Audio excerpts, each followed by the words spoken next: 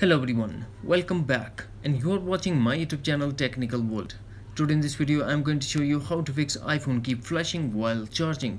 It may refer iPhone not charging.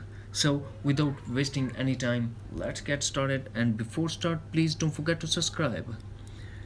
The first thing that we have to check your charging cable and the charger as well. Make sure that charging cable is not damaged and the charger as well, and also plug the charger properly. The second method is try the force restart. To force restart iPhone, quickly press and release volume up button, quickly press and release volume down button, and press side button until Apple logo appears. And if you're using old iPhone, then press home button and the power button at the same time until Apple logo appears. Number 3.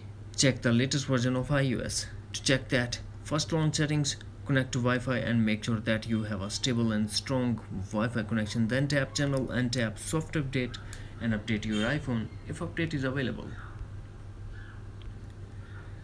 Number 4. Change the charging cable.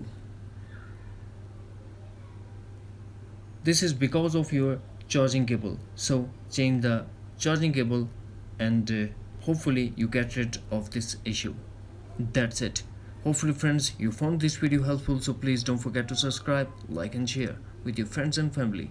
Thanks for watching. Take care. Bye bye.